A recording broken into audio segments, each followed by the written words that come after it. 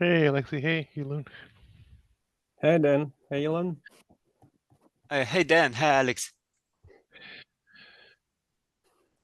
Oh, so yeah, no, no set agenda again today. Just more updates and more game planning about what comes next. I I sent out V6 of the base series. With your feedback, Alexi, of also a little bit of Anisha's as well. Hopefully that fixes the regressions you pointed out in the default stream and the enable stream touching the enable bit again, so that only does enable now. It doesn't undo things. So hey, David. Um, so I also when I push that back out, I also rebase some of the other stuff that we talked about last time. Like take a look at the definition of PCI of the guest request interface. I switched it away from the firmware control thing. I added a firmware code field that you can populate. If that, let me know if that gives you everything you need, and we can revise it again if not before I send out V2 of that series. But I'd like to focus on that next is all the guest side stuff. I think the host side looking pretty good. Um, All right, will do. It's in your GitHub. Well, no, in TSM staging, right? it's in TSM staging. It also has a September 11th sign tag too. So what I'm doing is every time I release the tree, I always rebase staging, but then I always also tag it with a date, like a static tag. So like you can always basically you can always get back to the last release if you need to, even though staging is rebasing. So there should be a new tag there now too as well for that. Um, Do you have any deadline in mind for this? Some window approaching? I mean, like uh, for me, like the window is when I think we can get upstream to be okay with it. Like, so I'm personally not in any Well, rush. I'm asking because whatever we have now in staging, I have Mhm. few patches on top, and see, what we have in staging doesn't really enable it on Intel, AMD, or ARM, right? Anyway, so we'll have to do stuff on top, and I will have stuff on top, like always, I believe. But what you have now doesn't need total rewrite or rewrite. It just needs some amendments, right? And I have some more patches coming to do in place memory conversion, huge pages, and all that stuff, which is not directly related, but I will need it anyway. So I will be doing lots of rebases today or tomorrow, next week. And as I go, I will review and comment or just say, kind of, well, reviewed by, and so it's like this week or next 2 weeks. And if you Yeah. have date in mind, then Okay. tell me. No.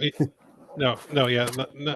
No date. Like the as far as like when we might try to go upstream with this base series, I'm thinking it would the earliest would be the 619 merge window, so we have time. Um, but yeah, but I would like to get to the point where um, there's at least there's some vendor code for the stuff that's in there, meaning like like uh like our I can share it because it's going to be soon, but our plan is to release TDX code implementing the connect flow and just and then get that just sitting there soaking in that tree, and then move on to the next thing. So it'd be nice if we could do multiple vendors at each of those stages, because then we can just put that stuff to bed. Like, hey, look, Bjorn, the the we reached consensus. Like we have multiple vendors implementing this, and nobody has any problems, and it actually works. So because when you say like there's any incremental things on top, are you talking about like the like the idle stream ID fixes that you talked about before? Is that the things that are missing for you to make this work for AMD? I'm pretty sure you addressed most of it or all of it. I just haven't looked at it. So maybe I won't have anything on top. Okay. Yeah, but I think basically at this point, like I think anything you would have on top could be something that we don't need to rebase to incorporate. We just add it as an incremental patch. Correct. Things like key refresh, right? I will make it as a separate patch on top. Yeah, key refresh on top. That makes sense. Yep. You mean the SPDM key refresh? Is it? IDE key refresh. IDE key refresh. Yep. Okay. But that one also doesn't have a very good architectural solution, right? Like we do, because it's based on exactly.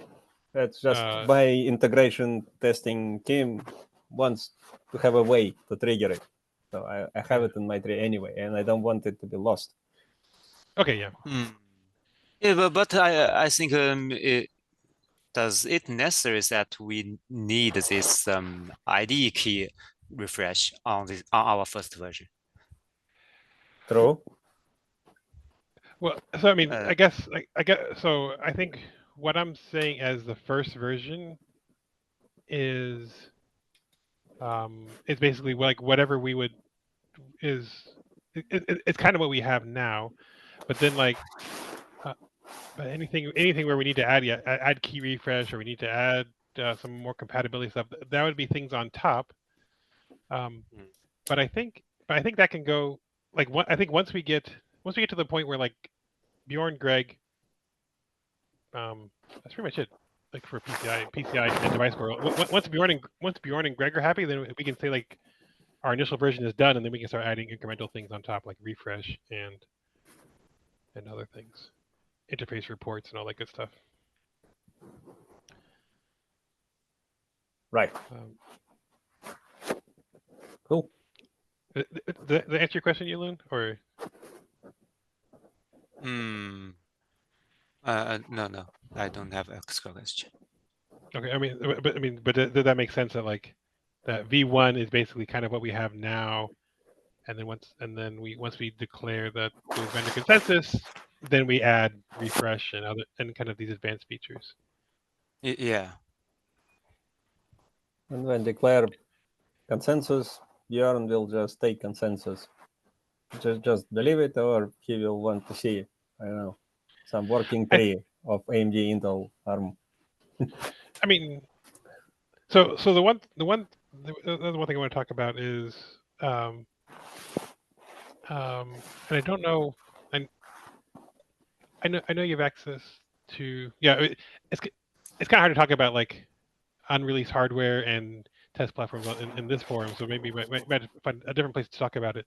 But one of the things we've kind of been missing, at least from my side when I do releases, right now the only thing I test right now is that very, very simple sample driver, which is good for catching like, oh hey, you missed a reference or you you broke something basic, but it doesn't do like an actual IDE establishment flow.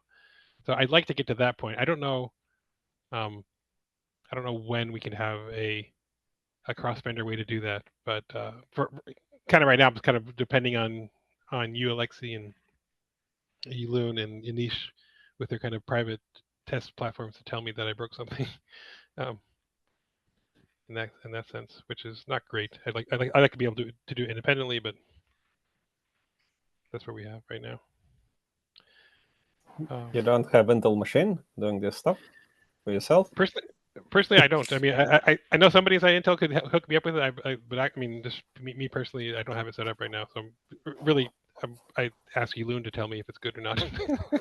Yeah. Okay. So yeah, we'll get there. You will get there. Yeah, I'm trying to get reaching to some simplified version of the TDX connect for this TSM link part, like maybe by the end of next week. I'm trying to reach that timeline. Yeah. Yeah. So would it make sense for me to post patches now? Let's say just delete my adapter file between your TSM and my PSP command file. I think, yeah. I mean, at this point, whenever you're ready, like yeah, for my focus right now is going to be on, yeah, whatever I can do to help you, Loon, with that stuff, and yeah, we can, and yeah, whatever you got, we're ready for it. So it's up to you. So it's not going to help anyone, except maybe Anish, to use it as a reference. For the are you talking about the guest side stuff, like the guest host? When he does something and asks you to do something, he refers to me in some cases. Or you can just pull it from AMD GitHub. Or I don't know, what's the most convenient for you? I mean, like the end game I'd like to get to is that you could say, hey, this is the AMD branch, please pull it, and that the base commits would be identical, and it basically it'd just be like every vendor would have a fast forward branch based on what's in the kind of Right, the base tree. At the moment, you're not pulling any of my trees on regular basis.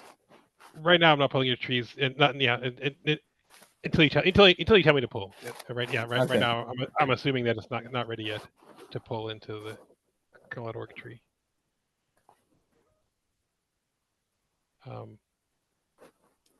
But yeah, I think that would be the goal, is like pull these into a kernel.org tree, and then ask Steven to add the TSM that gets staging tree to Linux Next, and see what we can get upstream for 6.19. Yeah, Steven, my neighbor. Oh, Steven Rothwell's your neighbor? He lives about 2 kilometers away. Okay. So you could hand deliver the bits into Linux Next. Yeah, I can send pull request and go knock his door and ask. Yeah. Give him a USB drive with the pull request on it. Exactly. Did you see the they did this at the it was in Vienna. They had a reception at Linutronics, and this was like the final pull request to get a RT Linux tree into mainline, and Thomas printed out the pull request and hand delivered it to Linus at the meeting. It was the first hand delivered pull request. Yeah. Fun. But I wanted to, so I don't know if you saw the question from Anish, but it was a part of the code I hadn't got given time to think about, was mapping the MSIX bar space, or like the MSIX register space. I didn't read the replies to my reply yet. Okay, yeah, I saw your reply, basically, but I think we all have the same problem, which is that MSIX space is shared because the VMM needs to coordinate stuff with the device. What's the problem? I'm not following this actually. I know that MSI is shared for now, but what's the problem? Oh, so the problem is how to, because like one of the things I put into the first version of the guest side stuff was, oh, let's just mark every bar private, and he's like, no, that breaks the MSX case, which is at least not private right now. And so, there is this assumption that interface report doesn't have to include all the bars and all parts of all bars, and I think this is wrong. I think interface report should contain everything, and it should, if it's Yes. not private, then it should say non-TE. Yes, Because yes. otherwise It should it not. doesn't Yeah, have it it not. doesn't have upsets into every bar or every range in report. Yes, yes, yes. I think this is because of the TDI report format. If you lose some areas, then you cannot get a full analysis of the TDI report to know which area is private, which area is shared. Yeah. So you must include all the shared and private bars and private areas. You cannot have hosts. Right. But people assume that you can actually skip sections in the report, which doesn't seem right. And it's not like the language of the spec, even though spec doesn't say it precisely like this. Yeah. It's like this argument, if config locked state stops the device or not. People believe it does, and it actually doesn't. I don't think it does. But I think I think that was a little bit different, because I think if you read the spec closely, it kind of says, oh, it just says it stops secure traffic. It doesn't say anything about the shared traffic. Right. And the same about report. It says like first page should correspond to like first page on actual range, on actual bar, and so forth. I see. And it's strict order, and I put quote in there. So I think they shouldn't skip. And if device decides to skip bits of bars in interface report, then how you say you don't entertain such devices? I think so. Yeah, I think certainly we can say, when we're trying to develop the first version of the interface report handling code, we say the first assumption is it describes everything, and then Yep. and then if somebody says, And if it oh, doesn't add up, we will just throw error. It will throw an error, and then if somebody comes along and says, "Oh, my device does that thing," it's like, well, either fix the device or hire a Linux engineer to fix the Linux kernel. But like that's kind of your problem. You broke it. You fix it. But the immediate problem with this sparse bar is that your stuff, which does DMA buff on VFIO, it allows the entire bar to be private or shared. Even though interface report may be correct and say first chunk is shared, then it's private, then it's shared, or DMA buff on VFIO says whole bar needs to be private. And this is a bit no. I think annoying. that actually host does not decide which bars is private and which bars is shared. It just assumes that the whole bars could potentially be private. Yeah. Because private DMA buff or shared DMA buff doesn't decide the actual memory should be mapped to private or shared. It just prevents the host from accessing these areas. Here in my case, it was VFIO, which split bar in 3 chunks, and the middle one, MSIX, it tried to directly map first and last chunk, and MSIX was skipped because QEMU emulates it. And something was barfing when this happened. Because DMA buff cannot be split in 3. It's just one chunk, and it's not like 3 DMA buffs. It's 1 DMA buff. There was something about this which I worked around by using this MSIX relocation thing. QEMU can do. You just say, ignore what device says. If there is a free bar, just say emulate it in the bar 2. And then I map the bar with the MSIX in it as private to the guest. And guest is not supposed to touch it. But then the interface report would know nothing about that, right? The interface report would, if it's coming from the device doesn't know that the device interface report only knows about the MSX that's in a real bar, not the emulated bar that you created. Right. Right. Okay, next time I'll give you a more precise answer what was failing. Okay. Okay. Because so far all my Yeah, devices yeah. were like MSIX was occupying the entire bar. So I could skip Okay. entire bar So and it was it's fine. easy. And this is the Okay. first device which does it combined with not MSI, Okay. and that was failing. But I'm a little bit behind the curve though. Like, why do that? Like, is it just is MSIX needs to be shared because right now. Because we don't let guest write to it, because whatever you put in MSIX, host interrupt controller needs to understand and route correctly. So all these Okay. vectors and the data you Okay. put Okay. in MSIX bar, it comes from the host. It needs to be trapped. It needs to be only the VMN knows where it goes, and that's like you're Yes. basically giving the guest an arbitrary write primitive into host memory. Basically, if you let it actually see the real MSIX bar. Or say like on PowerPC, we could map MSIX bar because our PowerPC guests would use different interface to configure MSIX. So guest could actually see in MSIX that it's changing because it's asking hypervisor to do things, and hypervisor would do it.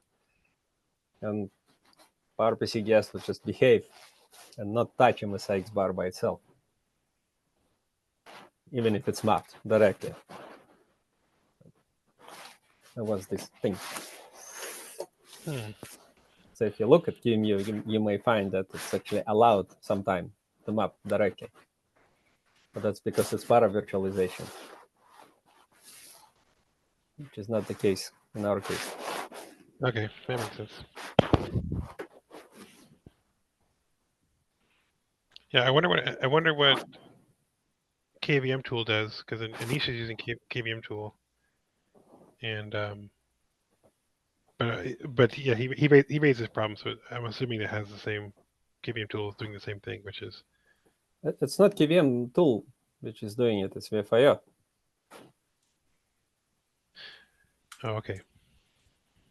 Oh, it's host PCI subsystem, and VFIO is requesting, like, once I want to enable this many MSIX vectors, and then PCI core and the host does it. And it's a yoctl for VFIO PCI coming from KVM tool or QEMU or whatever. I mean, but then KVM, PCI host but then KVM tool running MSIX. KVM tool or QEMU is responsible for arranging for the guest not to be able to write to that. When the guest tries to map it, we redirect it to VFIO.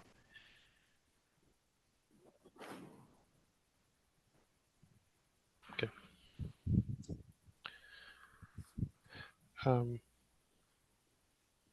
Yeah. So I had the follow-on conversation with Jason about this device accept helper, and I did not succeed in convincing him that we should let unmodified drivers do the setup. He was pointing to, like, it was already the case that like the MLX5 driver could produce, or module, they basically have a separate module they could load in VFIO mode versus kind of bare metal mode. And he's like, he suggests we use that same kind of mechanism to have setup drivers. So if you're one of these devices that needs to, like, load your firmware in the guest before you can lock and accept, then you basically have to write a mini driver that just does that lock preparation. Then you unload that driver, lock, accept, and then load the real driver. The thing I like about that is it leaves the main driver unmodified. The thing I don't like about it is now you have to mess with all these drivers, but it's kind of a user space problem.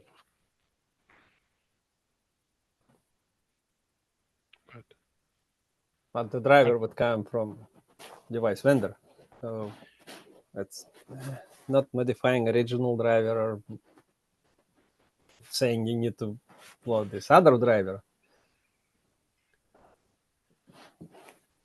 Yeah, it's basically you basically have a UDEV script, and basically this driver does not auto attach, but you basically say, okay, I need to have a script that loads the setup driver, unloads it, and then manually loads the main driver.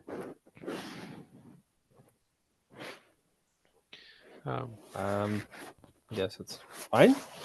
I guess it's okay.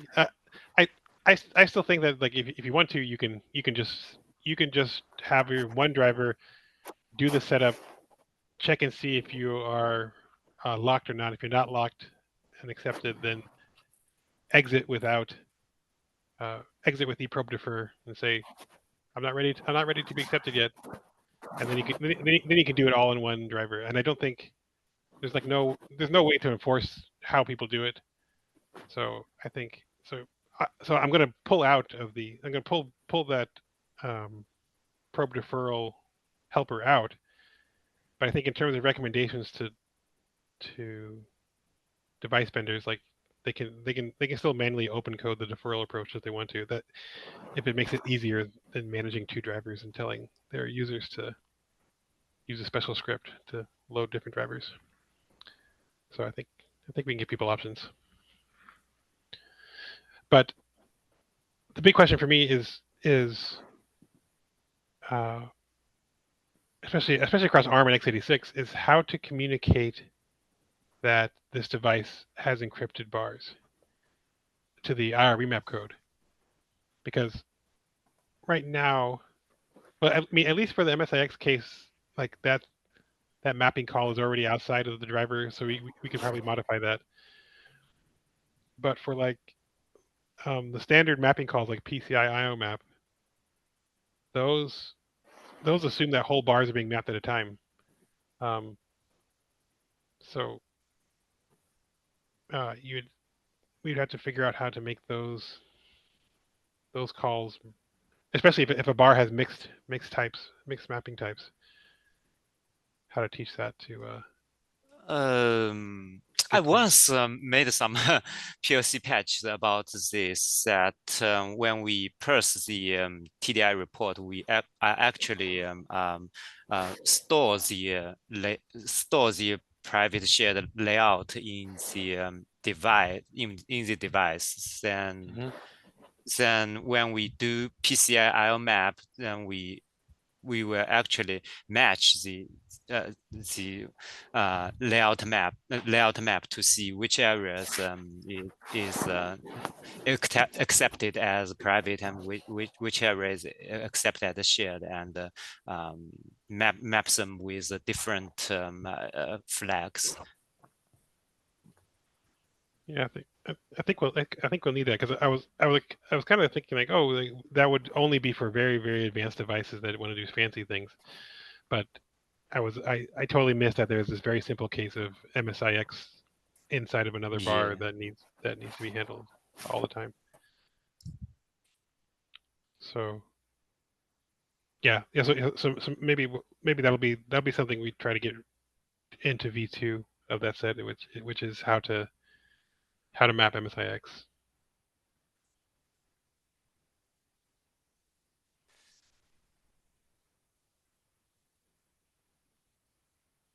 Okay.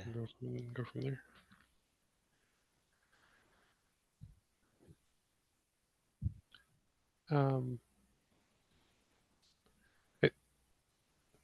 So the last thing I wanted to talk about was just trying to move the attestation story forward.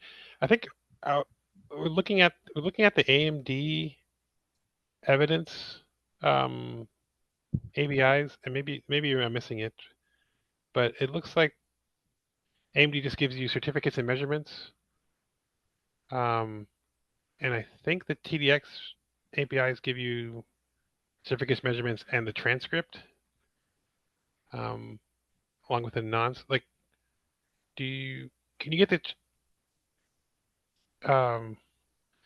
well? So TDX lets you get the transcript, and then Anish was saying like they're looking at this EAT format, the token format, which is even a whole other thing. instead of passing around all this SPDM information. My PSP gives me a transcript, like Okay, SPDM okay, so, commands one by one in the blob. okay, so you request that separately and give it to the guest separately from the certificates and measurements, or you collect all of that and Yeah, give it. that's how it's the format in which I receive measurements. There are like two ways, right? One is just array of measurements, and the other one is transcript. I'm just getting transcript now with my latest PSP. I think it's the only and it's default. And Okay, okay, so maybe TDX and AMD are more aligned than I thought then. it's precisely like sequence of commands.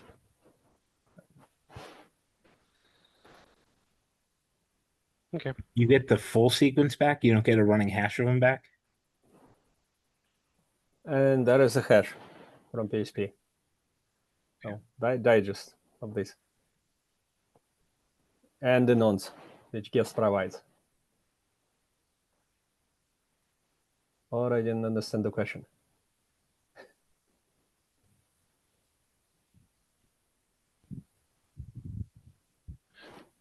It's the full. I guess the question. Well, maybe the way I ask, maybe my follow-up question is the interface provides the full raw transcript plus the hash, or only provides a hash?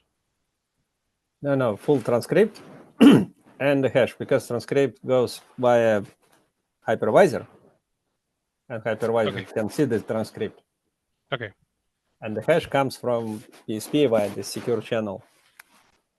Because secure channel is a bit slower and trickier, and it's software encryption, all that. So big chunks of data we send via hypervisor, and small chunks of data which we need to prove. Big chunks we send using this DHCP interface. Oh, okay. And guest request. And then the guest request compiles that into one big blob and ships it off to the guest. It's yes.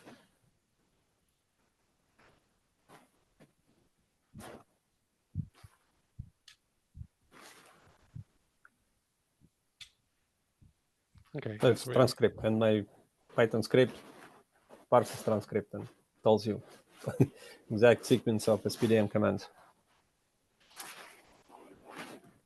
Okay.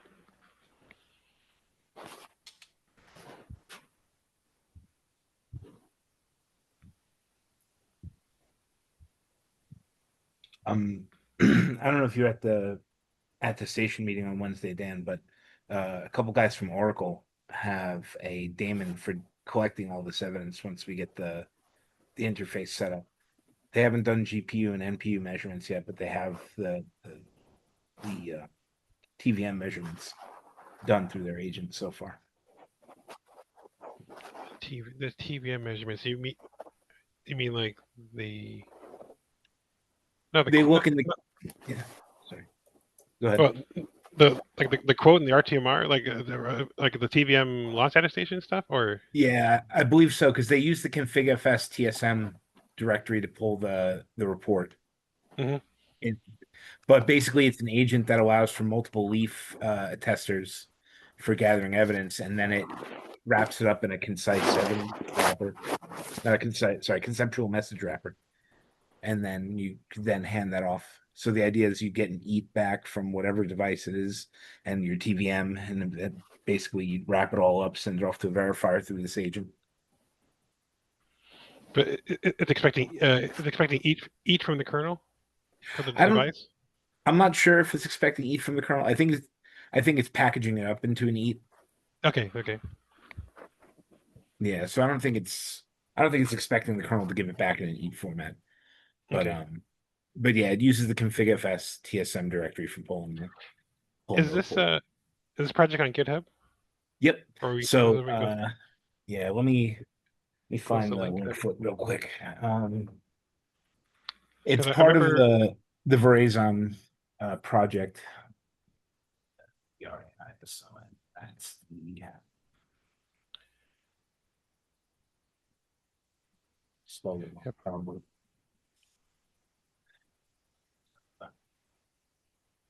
Here it is. Because I remember, I mean, Samuel had posted this TDM thing, but that thing hasn't Yeah. been updated. So So like this would be, is a little bit different because I don't think it's meant to act as kind of like a driver for acceptance and whatnot. I think it's just supposed to be an attester daemon essentially to go and gather evidence so that you could then give it to an actual verifier. Because nothing in the presentation they gave implied that this would act as a verifier. It just basically seems to have implied that it will act as a way of, passing that nonce down into the appropriate leaf attesters that it needs to gather evidence to then be used, so that you can make sure that if you pass a nonce to the TVM report, the TD report, you'll get that back. If you pass the same it'll pass the same nonce down to the SPDM request to get the SPDM measurement eventually, stuff like that. okay. So it's like a clearinghouse or router for all these different evidence Yeah. formats flying around. Okay. Yeah, but you write the plugins for this daemon and it knows how to go and collect them all. It's not like Okay. it'll call out to a different evidence gatherer for each type it needs to gather. It'll use a plugin that's for this daemon to do that. So kind of like the TDM in some sense, because in the TDM architecture, there was the idea of having a vendor-specific plugin for things like if you needed special evidence gathering or needed to grab additional information about a device or something like that. But this is also more than just device attestation, right? It's supposed to be whole platform. It's supposed to basically take everything and wrap it up into a platform attestation.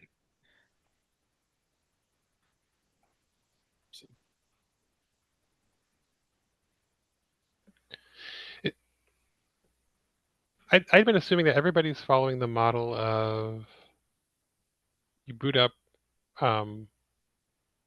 maybe you maybe do launch attestation or not, but like basically you're gonna run some devices in shared mode. You're gonna collect a whole bunch of information and about the entire topology. You're probably gonna you might even lock and accept devices without even talking to somebody else, and then take the entire platform evidence blob and ship that over to somebody like say, hey, here's me, here's my launch, here's my 5 devices, here's their states. Tell me if I'm good, and if I'm good, send me my secrets. Or is it going to be, or are people going to do like the single device, lock it, attest it, move it to the accept it, and then move on to the next device and kind of piecemeal it. I mean, I guess it's not like this could do either one, but I'm trying to figure out like what most people are doing. Well, I don't think we know what anyone's doing at this point, right? Because it's not. Yeah. We don't have anything to look at, to work with yet. Yeah, that's true. Okay.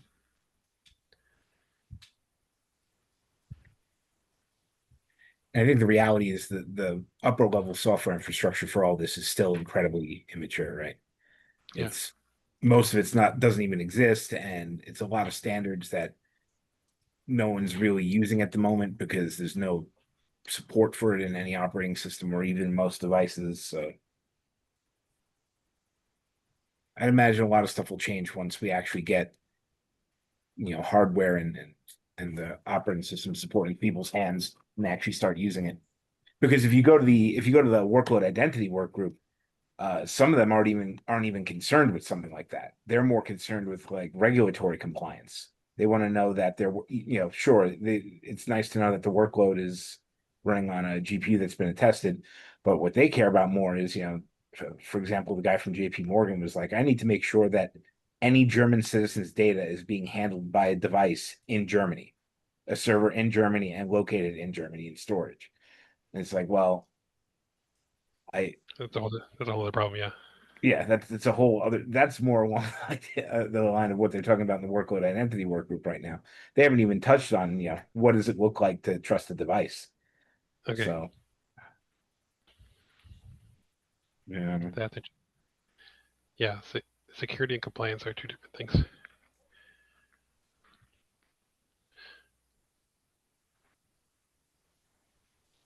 Okay. I have another. Go ahead. I have some concern about the DOE transfer interface. Okay. I see that nowadays the DOE, the PCI DOE API, it needs it needs the caller to input some DOE types and DOE protocols and the DOE payloads as the API. But in TDX case, these things are they use these the DOE core use these informations to form the DOE head, but in TDX case, it is the TDX module to form the entire DOE blob. That means for now we have to parse the TDX module generated DOE blob and strips the DOE head and transform it into some into the parameters that the PCI DOE the kernel's PCI DOE requests. But I think that maybe that's not a correct way. Is it possible we need to have some additional interfaces that could accept the raw DOE blob and send to the device? Yeah, I mean that sounds fine to me. Basically, like you would just refactor what we have now.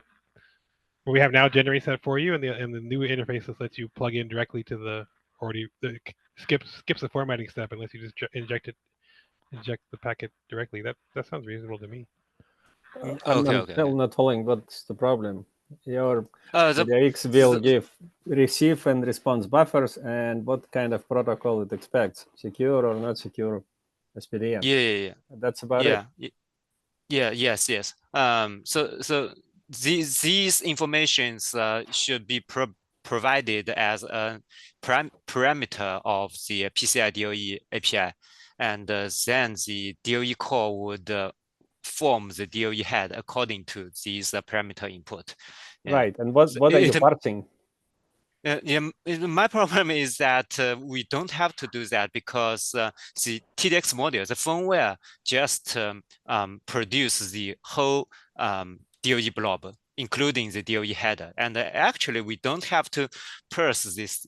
We don't have to let the kernel to reform the DOE header again. We just need the kernel to transfer the raw blob data.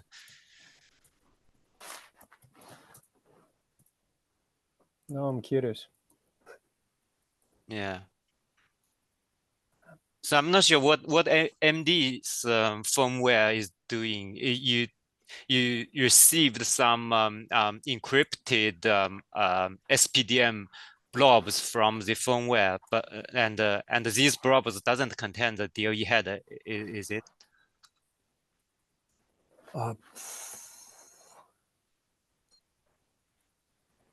I don't do any processing of any blob, so I wouldn't know what exactly goes in there. Because so this is funny. This is funny because like I think we implemented this PCI TSM DOE transfer. I just made it a very thin wrapper around the existing stuff, and that's been in our tree. And then Alexi said, "Take it out. I don't use it." I said, "Okay, I take it out." And then you said, "Put it back," and then I put it back, and then now you're saying it doesn't work for me. No. It is not about the PCI TSM DOE. It is that it is purely about the DOE PCI DOE things. Yeah. PCI DOE, like the data yeah, structure, not the call, or and the thing is that I just need the DOE engine to transfer a raw DOE blob for the caller. Yeah, we don't want the DOE to form the DOE head for me, because I already have the DOE head. Okay. Yeah. Yeah.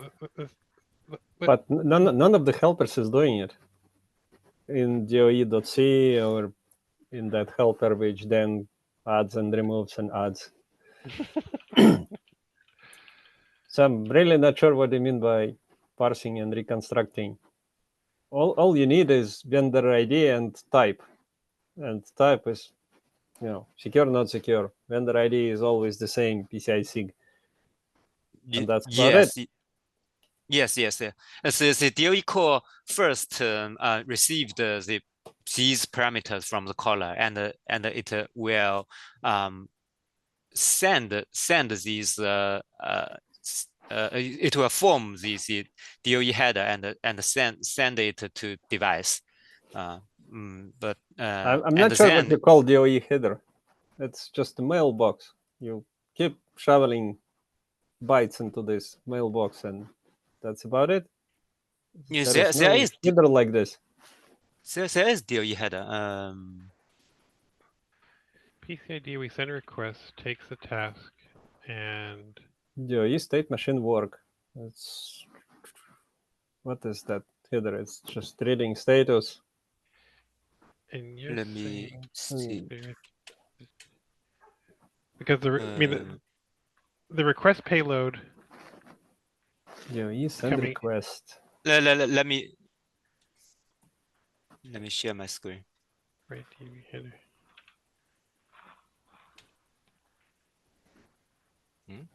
Share. This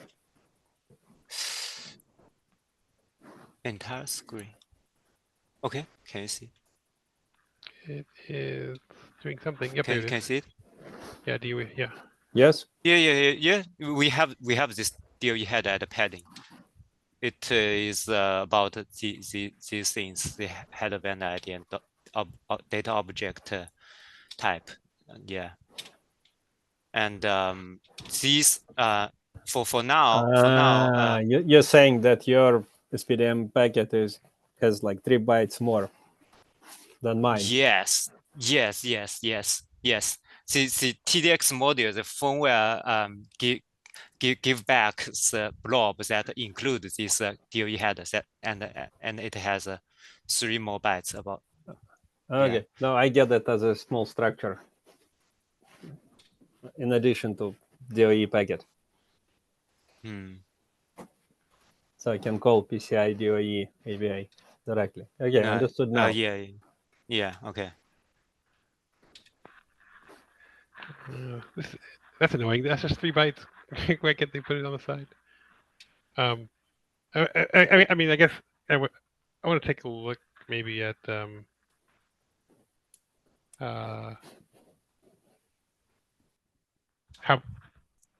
how bad is the parsing though, right? Because it's just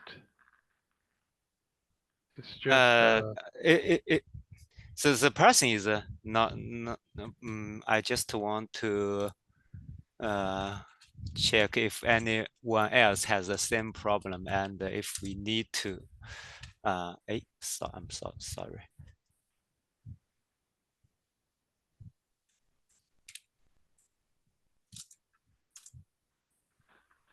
If I need to add something more in PCI DOE, because when we do this SPDM message transfer, we will call this standard function the PCI DOE, and the PCI DOE requires the DOE header information is nothing. It requests this information. It is in the parameters.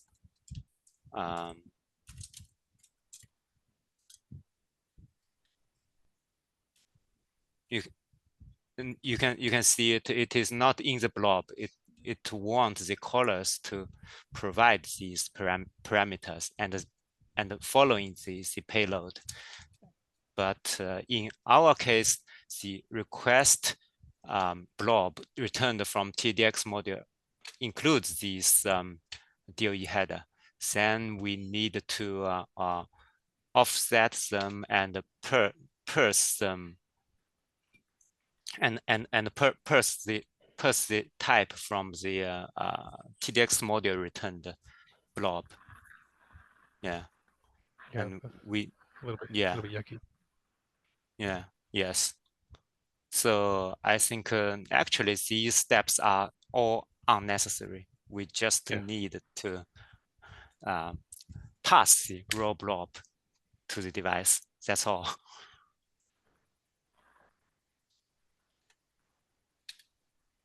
Well, vendor ID is the same all the time. You only need type, which is 1 byte. Yeah, and well, actually type, 1 bit. Yeah, and I also need to offset these addresses and the size to exclude the DOE header.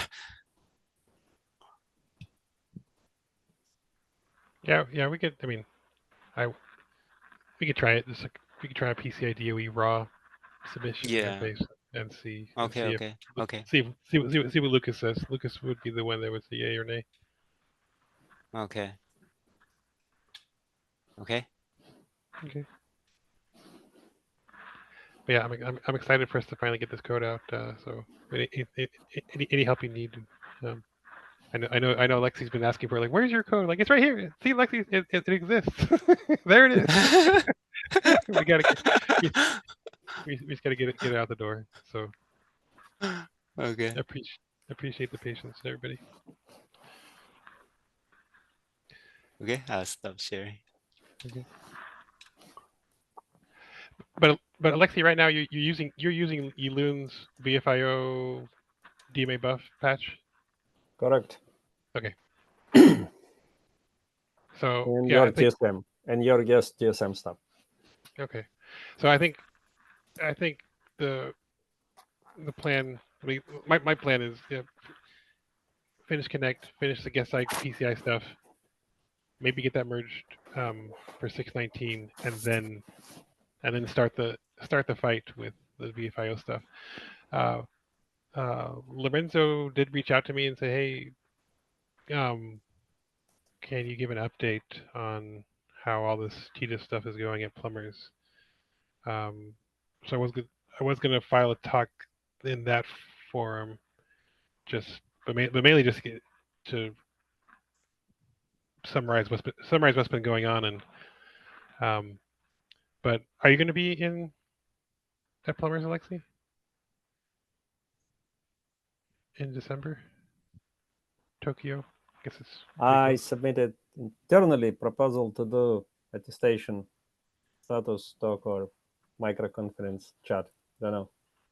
We'll see how that goes. We'll see how it goes. Okay. So, if I see you there, I would invite you to either co-present with me or talk about the experience, where we are so far, and then that talk that would be in the PCI micro conference. Yep, I'm trying.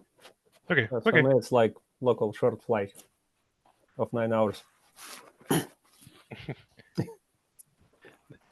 9 hours is usually local, but I guess it's better than 12 or 24. Exactly. And I will land in the same time zone. So it's even better. That's nice. Yeah.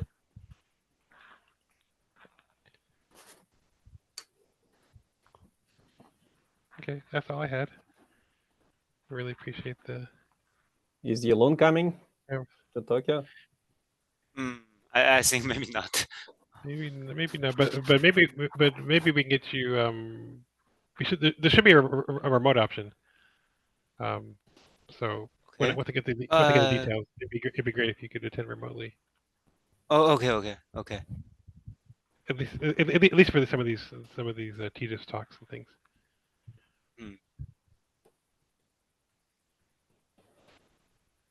All right. Okay. Well, we'll see you all again in a couple weeks, and yeah, good luck. Yeah. Okay, see you next time. See ya. It's Friday here Bye. already. Lunchtime. Oh yeah, Yeah. yeah. Yeah. Have a good weekend. Yeah, us poor people over here in the U.S. We still got one more day of work to do. But you guys go have fun. Yeah. Exactly. Okay. Let's have a lunch. And because of that, we have really easy Mondays Oh, yes, because we're all we haven't woken up and given because you you're more still work. on Sundays. Yeah. That's nice. Yep. Okay, enjoy. Cheers. See ya. Thanks. Bye. Bye, David.